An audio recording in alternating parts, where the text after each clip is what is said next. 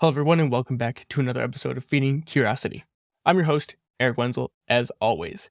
On today's podcast, we are joined by two guests, Joey and Drew, co-founders of the clothing brand and community Few Will Hunt. And so for a little backstory on who these guys are, for years straight, Joey and Drew spent their daily commute through the gritty streets of Philadelphia on the phone together. On these calls, they talked about business and life, especially concerning trends of self-entitlement and shortcut seeking that we're witnessing in society. These trends made them feel alone in an ever-softening world. Are we the only ones who still believe in the power of hard work? It's like we say at my hunting cabin, everyone wants to eat, but few will hunt. This statement summed up their frustration with society, and it became their mantra. That was in 2017. And now here we are in 2023, and they're only continuing to grow and impact people. I found them personally after reading the book, The Comfort Crisis, which I highly recommend, and I bring up in the very start of this episode of the podcast, but I'll say it again here as to how I got there. And these guys are just of the same mind that I have when it comes to putting in the effort, evolving and learning and growing as much as you possibly can every day, every year, and just becoming better effectively. And so with that, please enjoy this wide-ranging conversation with Joey and Drew from Few Will Hunt. Alrighty, Joe and Drew, welcome to the podcast. Thanks so much for being willing to jump in on this. Been really looking forward to it. And like I was just saying before recording, it's fun for me to be able to talk to you guys because I found you guys through reading the book, The Comfort Crisis, and then the internet said, hey, you might like these guys too, and here we are. It's pretty cool. Very cool. Wonders of the internet. We appreciate the opportunity to be here. Happy to be here, buddy. So with that, what's like your guys' background before, like we'll get into the Few Will Hunt part of this, but I'm curious, like where did all this start prior to the clothing brand and philosophy? Long story short, Joey and I are actually cousins. Spent a lot of time together at family parties, just, like talking. And then, Joey was actually my first mentor in business. And I would always call him to throw any business ideas his way and then we just eventually started confiding in each other, like how frustrated we were with society today and how the people in our workplaces, just didn't want to work for anything anymore. And it was just like him and I, finding solace in each other, for lack of a better word. And, eventually one day Joey says to me, he's like, well, that's a story, but long story short, I'm from the custom apparel world. I didn't want to ruin the story for us. So I have a different background, right? So my background's actually in software architecture and development. So I started programming at a young age, computer programming, probably around 11 or 12. And that took me through many paths in life, working for different agencies, starting my own business, which was a boutique software development firm that eventually was absorbed, and then all the way to Few Will Hunt now. Wow. So that's going from a very technical background to going to apparel. That's a kind of an interesting shift there. It is, but it's not, right? Well, the shift itself is interesting, but there's more parallels than you'd think between technology and software development and entrepreneurship. I mean, both are very systems and process driven. And if you want to do well in this entrepreneurship world, you need systems and processes. So the way my mind works is very attuned to, what entrepreneurship needs. Yeah, that makes sense to me. My background is in electrical engineering, so that makes a lot of sense. Double A. That's awesome. I mean, it's interesting for me just to hear the stories, because I felt much the same way that you did, Drew. Growing up in my early 20s or so, I worked full time going to school, and just there's a lot of people who they kind of got in the school thing and they went through it because, well, this is what you're supposed to do when you're in your 20s, and but they'd never really thought to think about, okay, what does it actually mean? About what am I putting my time into? Does it actually feed something in me, feed my soul, is it just a big paycheck at the end of the day? And most of those people burn out real fast. Like even in the engineering world, that was very common. It became like flavor of the month very quickly for people to go into engineering, and then they didn't really care about the engineering. They just thought, well, it'll give me a big paycheck at the end of the day. But when you spend, 40 to 60 or 80 hours even of your life every week doing that, it ends very fast. Yeah. I'm curious where you guys want to take that. Yeah, you have to love the process, right? Especially like as a double E or even like a programmer, you have to love the process, man. I was right there with you. I was in 70, 80, 90 hour weeks. And if I didn't love the process and have a purpose for what I was doing, I would have burned out. I still burned out, even with a purpose, or what I thought was a purpose early on. Yeah. But you got to love the process. Yeah, that's just like you, Eric. My parents pushed me to just go to school, get a job, and they didn't really even care what the job was that I was doing as long as I had a decent salary. And I just grew, and back to the backstory, but I grew increasingly like frustrated because I was working harder than everyone else in the company I was working for. And I was just like, dude, like, what is it? There has to be more to life. You know what I mean? Like, this isn't, I can't keep showing up here. And that it was 8 to 5 every day. You know what I mean? Like that was the time that you were required to be there any more, but you were doing a good job.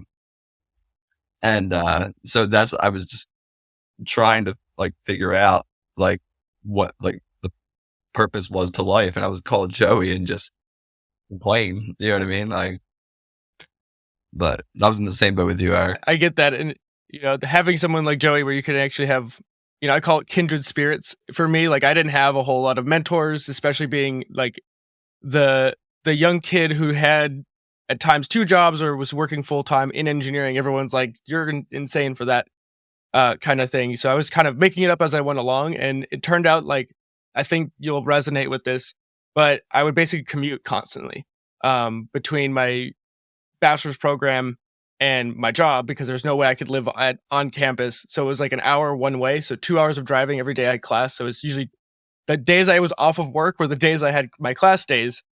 And my way of finding mentors in a roundabout way, because I was outside of like the normal school program of like, you get your head of your department or head of your program and they take you under your wing and you learn from them. I found podcasters. Ironically, I started listening to people like Tim Ferriss and Joe Rogan and stuff like that. And then I was like, these guys I'm learning more on my drives to and from school than I was learning in the classroom. 100%. Absolutely. Our parents didn't have that. You know what I mean? So like, I think like our generations were the first to have that type of free information and insight to help us break out of, that like hamster wheel, you know what I mean? And actually like, help us study our internals and figure out what our purpose actually was instead of just falling into the process that had been the process for decades. So hats off. I think you're right about that. To Tim and Joe and Andy, like all those people that put out that great content, you know what I mean? That led the charge to help all of us develop. Yes. I mean, seriously, like I was listening to, you guys probably know him, but Modern Wisdom, Chris Williamson. He was talking to another internet guy, Alex Hormozi, and he was tracking Warren Buffett's like wealth. And he's like, as long as I make more money than he does at my like mapping his age versus my age and my current wealth line is at the same level, I'm winning. And he's like, the only difference is I had Warren Buffett to learn from to beat Warren Buffett.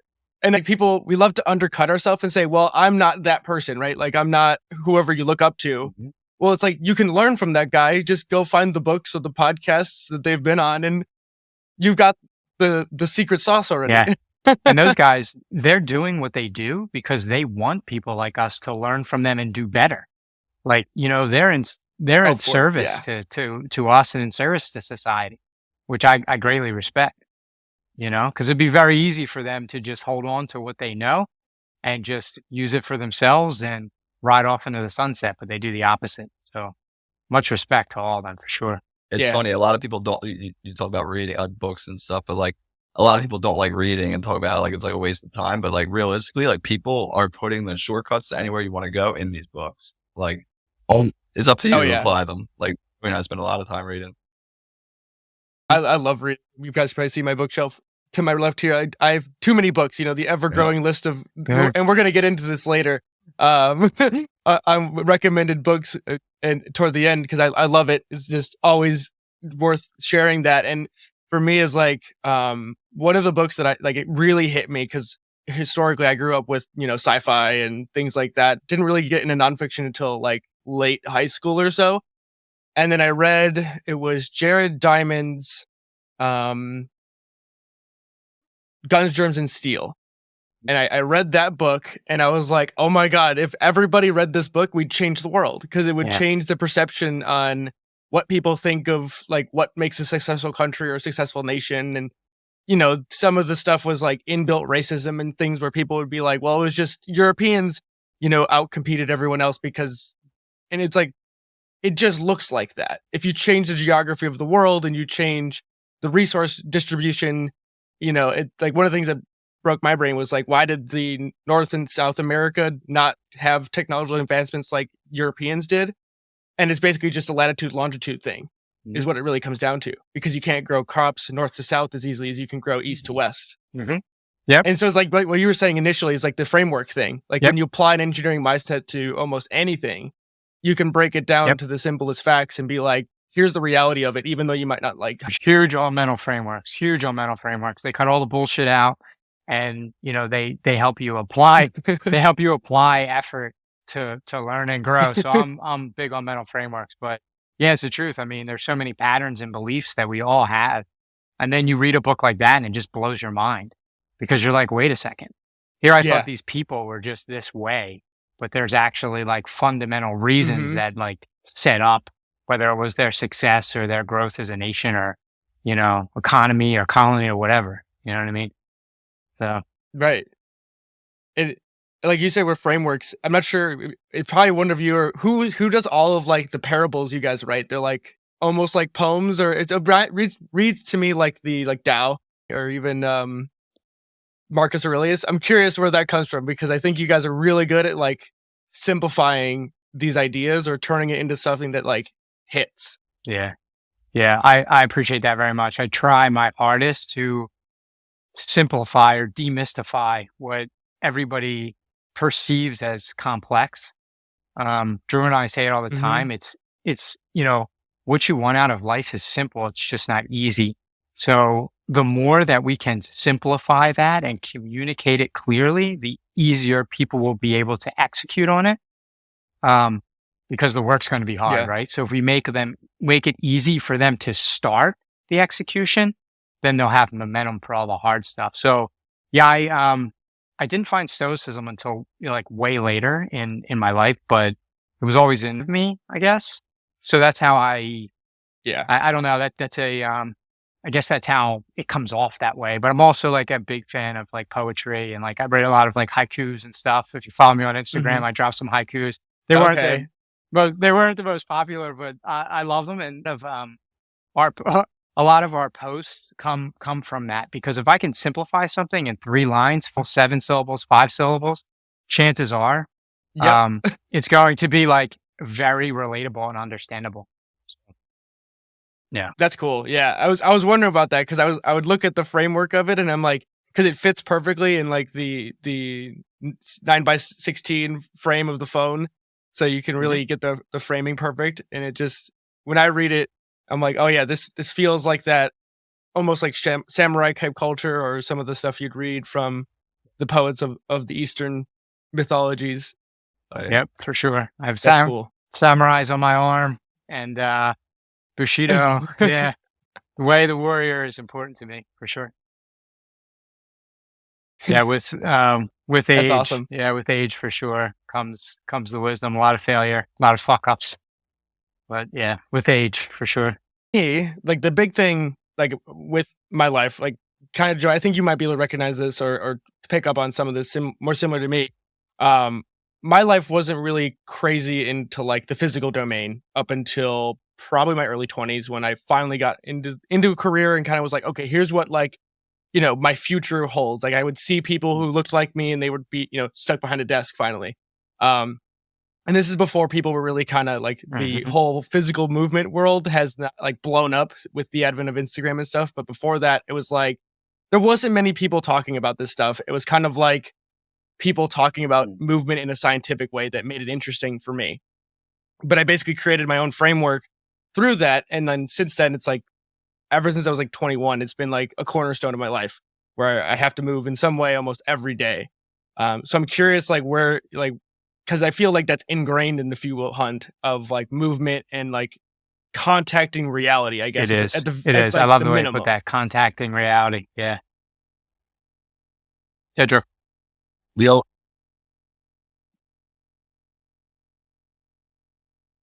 We always, like, our community is made up of so many diverse demographics. We got like firefighters, weightlifters, single moms, martial artists, entrepreneurs, artists, and 99% of the time, the one thing we all have in common is our day starts in the gym or doing hard things. So we find that's the one overlap of pretty much everyone in our community. And Joey and I both, like, I mean, we probably to a fault, like, I know I've had to dial back my training because I tell everyone, I just love like the suffering, you know what I mean? Yeah. Like, and I think that's why I both love BJJ more than anything, is there's just like, every time you step on the mats, you leave it all out there, you know, and like you reach down to the depths of like your soul to force another man off of you or into submission. And like I feel like even in the gym too, like weightlifting, I've had to dial back and like start taking more rest days because you just start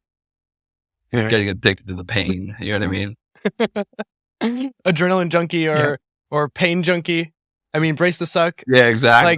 Like I totally get that. I have a lot of friends, like in high school, there was like half of us either went to school and the other half of us went to the Marines in the military. So I have a huge respect for people in the military and, you know, people who went through basic training and all that kind of stuff. And in the Marines, it's embrace the suck. That's what everyone says. And when you're in your early 20s, you don't get it. And like, ever since I got into this stuff, I've really get it now. Like right now, even I'm training for the Chicago Marathon for the first time, and I'm really learning how to embrace the suck. And the you know, the crazy thing of life where you never realize what you're going to be interested in, because I got into bodybuilding, had no interest in being a runner because, you know, cardio is the devil. And now here I am where I can run, you know, at minimum I'm running like 6 miles a day when I'm doing this. And it's like, I end up enjoying it because it's in a weird way, it becomes like a moving meditation, which I'm sure when you guys are deep in like a flow with BJJ, that really you get to that. It's a poetry in motion, is like Joe Rogan would say, or anyone else who's deep into martial arts. I'm just curious what you guys have to elaborate, either life lessons you've learned from sport, or if you have kids and you're getting children into it, because that's one thing my parents would never have even considered, because they would have thought it's violent, right? Fighting people is bad. But I think it's probably one of the safest things you can do, at least BJJ, in terms of a contact sport. My journey kind of started when I was in high school. I was like severely overweight. I was like 270 pounds, probably my sophomore year I took the scale at. But the one, like, my girlfriend at the time broke up with me, and I was with my mom, like, crying, and I was like, Mom, like, I need to lose weight. I'll never get a girlfriend. And she was like, go eat chicken and run. You know what I mean? I was like, well, fell in love with, like, I started seeing the number go down on the scale, like looking better. And I just like literally fell in love with just the discipline, I guess, of eating chicken and running. And that evolved over the years into weightlifting and training. But regards to raising children, like Joey and I are both parents, and my son worked out every day. Like, it's funny, that could be vilified too. Like, people can look at you and be like, oh my God, you make your kid work out. But it's like, if our kids can sit in front of a TV, like, why can't they move? Yeah. You know what I mean? Like, and he is also training jiu-jitsu and wrestling a couple days a week, but I don't think everyone has to do that. But I'm getting him started at a young age, because especially with the way the world's going today, I agree. I mean, that poetry in motion, that movement, it like massages your mind. You know what I mean? It puts you into flow state. I mean, some of my best ideas come from when I'm training here at HQ or post jujitsu. You know, like, I'm savaging my body, but I'm massaging my mind. And it brings me to a place of peace where I can flow mentally. And if there's anything blocked, becomes unblocked, So that's the most beautiful thing about it. My daughters stay active. I have them in sports, karate, not jujitsu yet. Soon, I'm working on that. But I make sure they move their body, and I also make sure they use their minds. Like there is no screen time in my home. I have TV days, and TV days begin with T, Tuesday and Thursday. They can watch a little TV. But other than that, I have like a pencil in their hand, that's cool. a pen, and a notebook. And they're either like writing or drawing, or I have like model magic or Play-Doh or putty, and they're like making things. They're like creating things. They're not consuming. That's like the most important thing for me. So, I try to balance both with my girls, because if you don't, you're really just a vessel. That's really of cool. Consumption. I mean, nowadays you're under attack. Really, I mean that's what it is. You're just you're a vessel of consumption. Oh yeah, that's the one about jujitsu, especially. I mean, or any martial art, but like Joey and I think Joey can attest to this. But like all day, we're like especially entrepreneurs, like fires come up and notifications are up and people are calling and there's meetings, and then that 1 hour or plus a day where you're training, it's like you put your phone in your bag and it's like you're just on the mats, focusing on learning and focusing on rolling, playing the chess match that is jiu-jitsu. Yeah, I mean, I always think about this like in terms of like life, like sport or moving your body physically, either running or jiu-jitsu. It's like, to me, it's like a microcosm for like everything else that goes on in your life. Like if you can handle those situations, it's like, to me, it feels like the practice to go into the rest of your life and be like, this is easy in comparison to what I just put myself through. Or like you were saying with raising children, I think my pet theory lately has been that the superpower of like the next generation, either like your kids or my kids eventually, that it's going to be like having the ability to direct your awareness or be able to choose to cut off from certain places of awareness. I mean, you guys probably see how much Twitter's in the news and all the craziness that goes on there, or just, the overabundance of notifications that try to steal attention from us. And being able to separate yourself from and say, that device or this digital world, it's important to some degree, but also we need to be able to put it in its place, because I think a lot of people put too much emphasis on it right now. And this is coming from a guy who's an engineer. I think technology has like a lot of good things, but it's a double-edged sword in a lot of ways. I mean, Stacks, like as a software engineer, as a software developer, it's my job to keep you using the software. You're literally called a user. You know what I mean? Yeah. Like it's a use case. Sounds like it's a drug user addict. story. It does, right? It sounds like drugs, and that's because it is. Like, so nothing should be more important than your levels of consciousness, right? And that direction of awareness, I agree with you, it's a superpower. And one way to do that is to force yourself to do it through the pain of physical activity. I mean, that's just, that's a tool that you can use to help you direct your consciousness, your awareness. You know what I mean? Mm-hmm. I sent a note out today to the community. I said, like, you either, I use the word walk. So that's like, probably like on the pain scale, it's a little low, but you either walk the path of pain with growth, right? Or you're in the pit of suffering with comfort. To draw a line between like pain and suffering, pain as a tool, right? Suffering is a choice. And I think that when you're not aware and you're not directing your awareness and you're just feeding off those dopamine snacks, it's suffering. You know what I mean? It's just straight suffering. I recently remembered it, but it was the idea of like, we talk about junk food, right? Like food in our diets that are bad for us, or if you eat too much of those bad foods, you gain a whole bunch of weight or whatever. So we call it junk food, right? So I think a lot of people should do a lot more work on what are they consuming from their like information diet. If you're on these short form places that are basically designed to get an emotional response, but not give you a truthful, information source or even a nuanced viewpoint, you're not doing yourself any favors to be able to deal with complex issues. Because I mean, surprise, reality is really, really difficult to understand. Yeah. You know? Yep. Yeah. Absolutely. Our knee-jerk reactions feed their bank account. Our emotional knee-jerk reactions feed their bank account. The enemy of their algorithm or their approach is our like mindful response to things. And that's what like is under attack, and we're losing as a society. That's why we don't if you want, you never see us say turn on your post notifications, like fucking this, that, the other thing. Like that's the last thing we want. Like we want you to come to us when you need us so we can serve you. And then we want you out in the world doing your hard things to build your purpose, serve your people, love your people. You know what I mean? The last thing we want you is with your face stuck to our feet. You know what I mean? And it's an interesting place to be in, this attention economy. It's very, very interesting. Very interesting. And I don't know where it's going to go, man. I know we're at this like edge in some ways, you know, just even with the rise of AI stuff that I've talked about, and I've used it all just to learn it. It's going to get worse before it gets better in a lot of ways.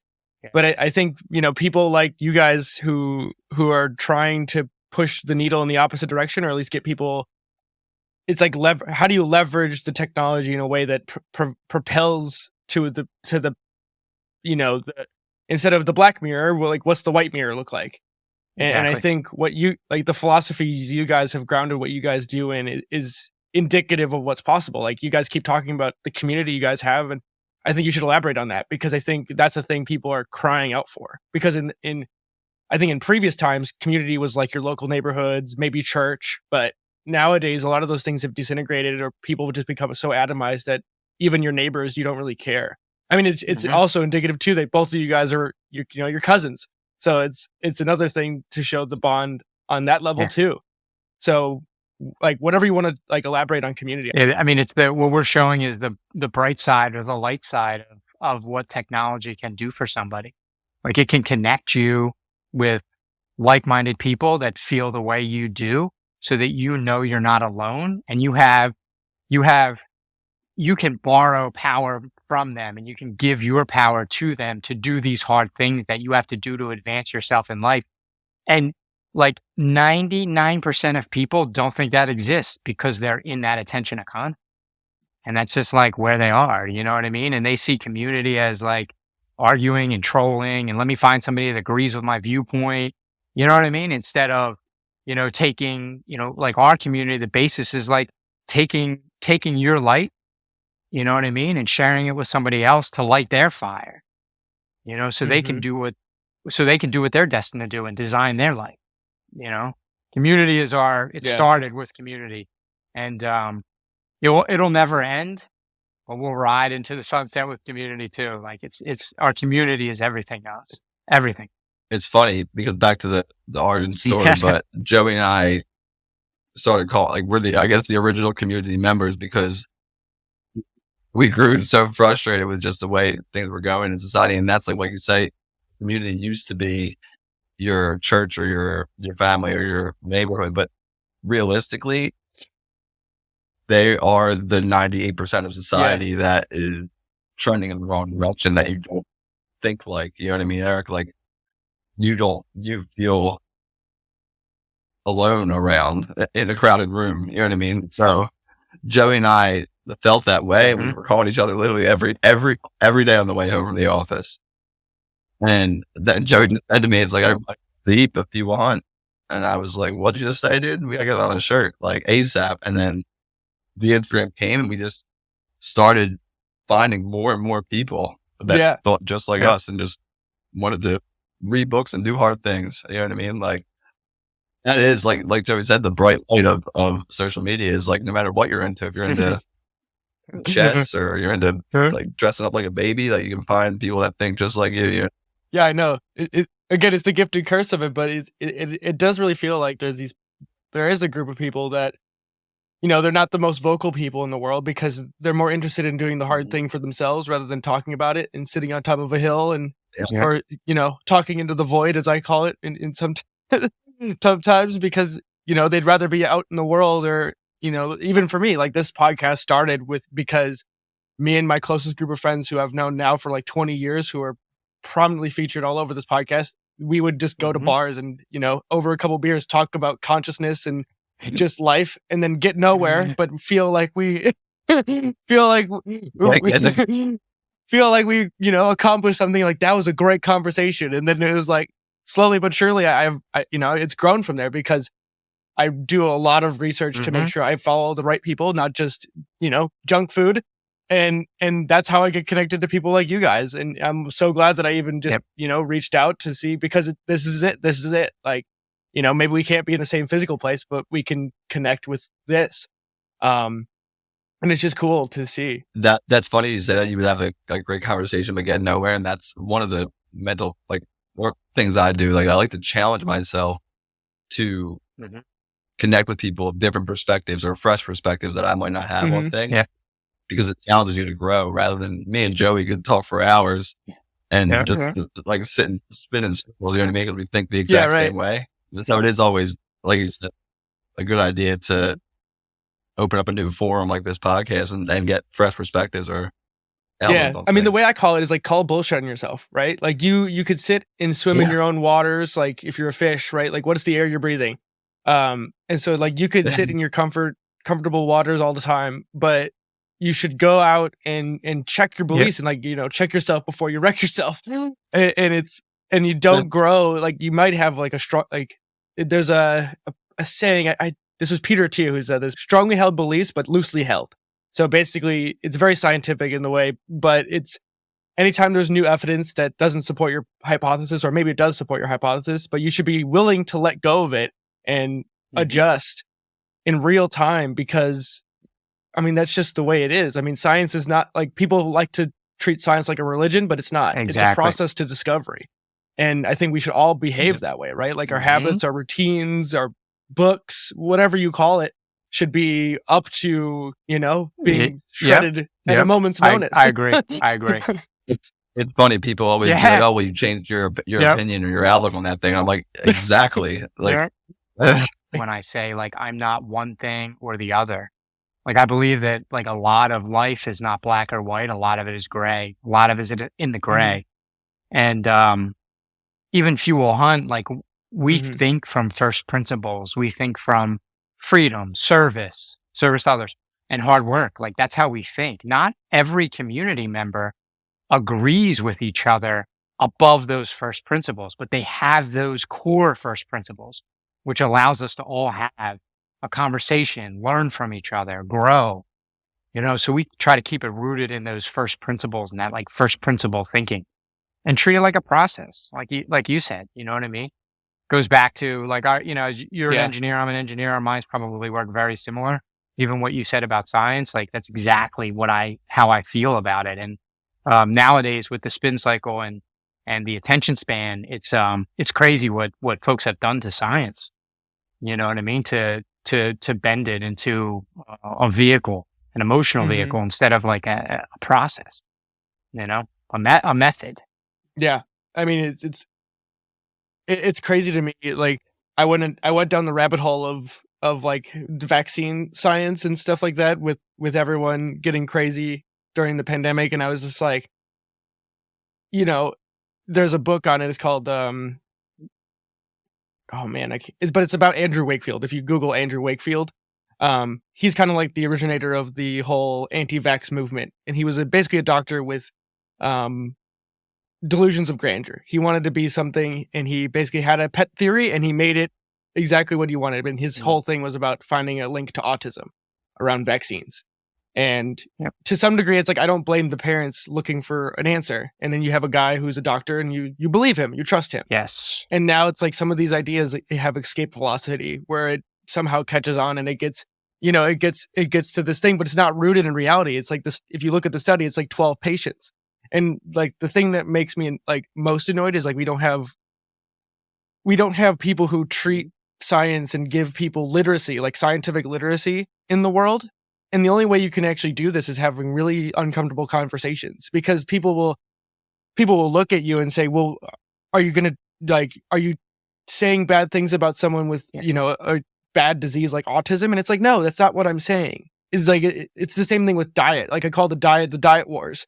Because like a lot of these people become zealots or evangelists for whatever diet works for them. Because of course you're going to be an evangelist, because all of a sudden your quality of life, if you decide to cut out all meat or go only to plants or whatever, you're going to jump from the rooftops and be like, I found the fountain of youth, effectively.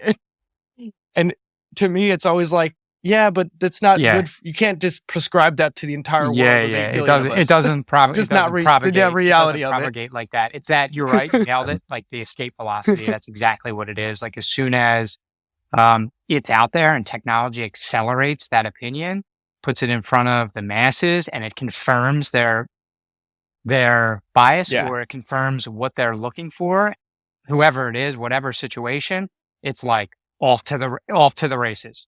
And it will gather such a crowd that, now it's a thing. Yeah. You're right. It's at escape velocity. This thing, I'm so happy you said it. The thing that solves it is discomfort. It's like uncomfortable conversations.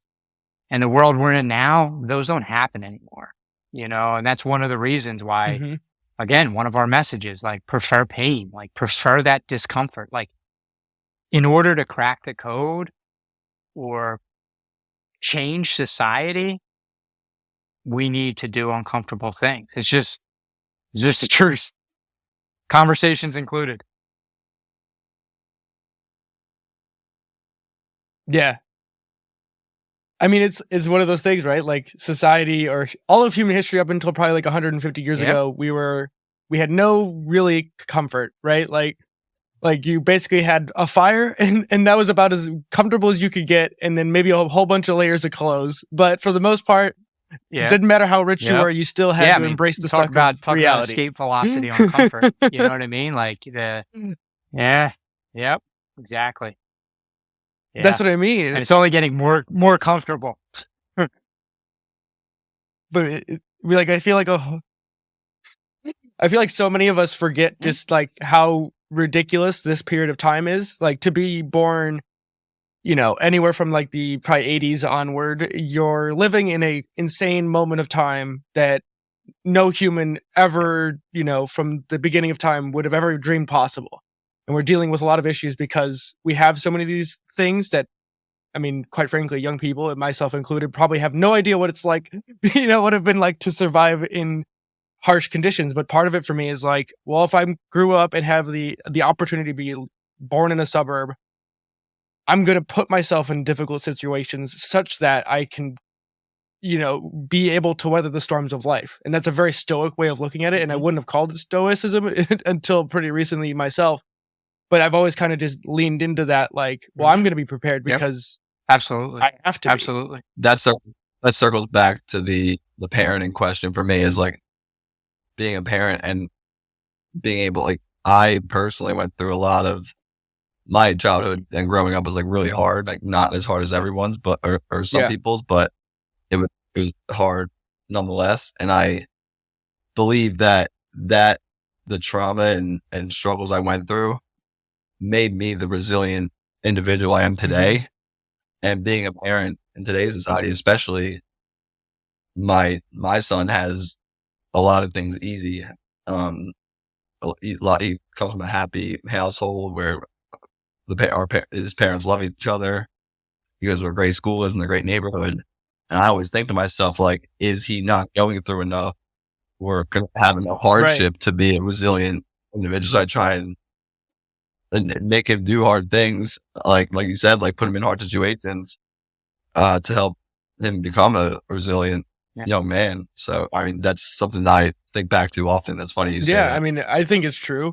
Like, even for me, like some of those small things that I can talk to, and it's like, it sucked in the moment, but now I think back on it, like, damn, that was like character building, where I bought a crappy car for $3,000 off a lot, and all the struts were broken and I had to replace, I went to a junkyard with my uncle and find the make and model of my car and, replace parts on it. And like, I was in school for engineering, so it worked out for me because I'm like, ooh, this is just real life problem solving.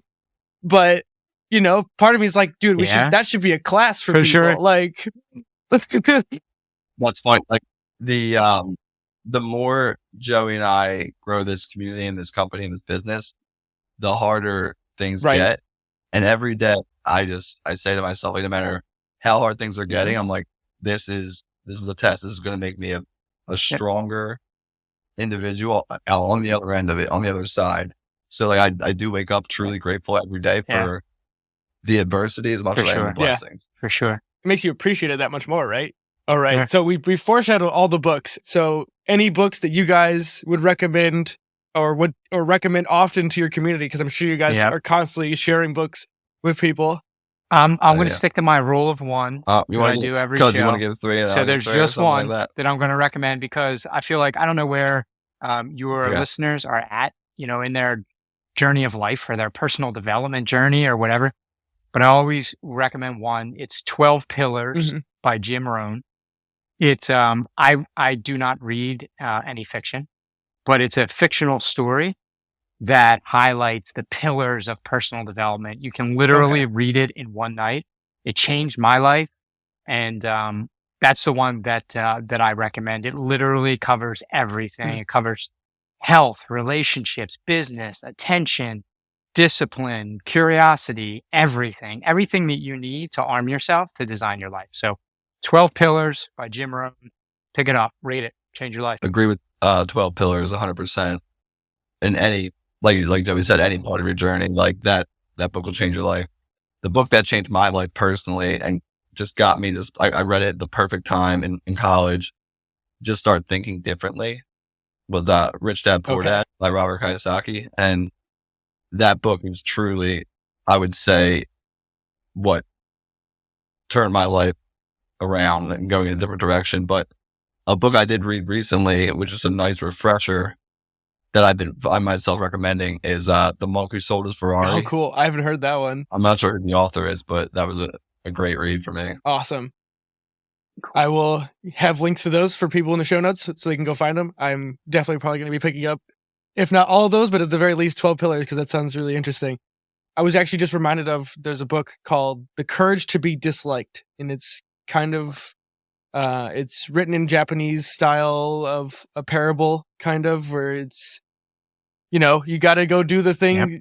You got to put yourself out in the world and have the opportunity to be disliked if you want to go do anything meaningful. And I don't know where it came from. I was running and it just it knocked something loose in my brain, and I was just like, you know how it goes. Yeah. Did you pick it up or did you read it yet? Yeah, I've read that book like a year ago. You read it? Or like 2000 or 2021. I read it. So yeah, amazing book. Like that would be one of the ones that I'd recommend if I broke my rule of one. So amazing. I recommended it, so I'm not breaking your rule. Thank you, brother. I appreciate it. That's awesome. And then my closing one that I love this question because I think it kind of encapsulates the philosophy that I had when I started this. But it's advice to young people or anyone who's just looking to pivot in their life and, go after, like we've been talking about, passion and curiosity and, aiming yourself at what you think is going to feed your soul effectively. Yeah. I mean, I don't want to follow up Joey to the question, so I would love to go first. But the pillars that I raise myself and that have a lot of overlap with the Viewpoints core values are just work hard, chase dreams, give first, be strong, and never quit. They're the five things I try to instill in my son. So, I mean, I think if you follow all 5 of those rules, especially, you'll find fulfillment and success. I mean, and which I think are 2 of the most important parts of life. My piece of advice will probably be very on brand for your show. I too, no surprise, like Drew, I have a little framework for my daughters, and I want them to be curious first and foremost. I want them to be confident and courageous. So the curious element is, I think, like the root. I think curiosity is like a root trait. Everything you want to be in life, every trait you desire, you want to be disciplined, you want to be motivated, you want to be focused, you want to be creative. It all starts with a question. Mm-hmm. If you want to be disciplined, how long can I do this for? If you want to be motivated, can I do this? Why can't I start? If you're trying to build your purpose, why do I want this? If you're trying to plan something, how can I do this? Everything starts with questions. So I try to foster curiosity in my girls, and it works for anybody in life. If you're on the path that you always wanted to be on, you should still be asking yourself questions why. Yeah. And if you're on a path that you don't want to be on, you should be asking yourself why. Like, it's always rooted in curiosity. Yeah, so I would say love it. stay curious. Stay curious. I mean, this is a little bit inside baseball for me because I don't normally share it. But for me, what reason this exists to some degree is that I always knew I didn't have the temperament that I wanted to do one thing for the rest of my life. Even though I chose engineering, it was more of it would open the most doors to me down the road. That no matter what I was doing, I could open a different door and do something else with it. And then I started doing this because I was like, well, there's no shortage of things I could be talking to people about. Like, for me, there's no stone unturned. Like, I can be interested in anything because there's people who, like, if you're passionate about the thing, then I can easily jump in behind you and be passionate. Like, seeing that spark or that fire behind your eyes then gets me fired up to go tackle the thing I'm fired up in my own life, whatever that looks like. And I think people end up snuffing that out sooner at a younger age than they need to, because there's a lot to be interested or excited about. Because it's like, I'd rather have, the people who are trying to save the world, whatever that looks like for them, be excited. And I'm like, yes, you should definitely keep doing that, because as long as you're excited about doing that, you're going to go figure it out. Yeah, for sure. I think one of the biggest misconceptions is like your purpose can't evolve. Yes. As you go through life, it's a huge misconception. Like, you don't have to just pick one thing. Mm-hmm. You can you evolve. Your purpose evolves. That's the whole point of being here. Living is growing. Otherwise, it's just dying, doing the same thing over and over again until your coffin opens. You know what I mean? It's just. Yep. So yeah, I agree, man. I am, and I think I said this in my original email to you when you reached out. Like, so happy that you are leading that charge, because it's so important in society. So keep up the great work. And again, thanks for having us on. Yeah, I really appreciate you guys. This is amazing conversation. Last point is just, where can people connect with you guys on the internet? I know we talked about not using the internet, but I like putting the show notes in there for Instagram or wherever you guys like to connect people with for the community and stuff like that. Yeah. Come join the community on Instagram at FuelHunt, and we're also available at fuelhunt.com. Sweet. And I'll put that all in the show notes for people. Very easy. I'll probably say it in the bio, in the intro and stuff like that. So everyone will know what you guys do and where to find you guys. Really appreciate this. Sounds good. All right, man. Thank you very much. No problem. All right, everyone. Thank you all for making it to today's episode. If you're still here, I'd love to know what your thoughts are. What did you learn? What were the key takeaways from this episode? And as always, if you are still here, consider hitting the like, the subscribe, sharing, anything and everything. It helps. I just want to get better and better at doing this thing, the podcast that is feeding curiosity, so that I can get better and better guests down the road. So with that, everyone, if you want to head over for more things, you can head over to our Patreon page at patreon.com/feedingcuriosity. Or last but not least, you can head over to the website and find our blogs and other things like that, which is over at feedingcuriosity.net. And without further ado, have a great day, and I will see you all in the next episode.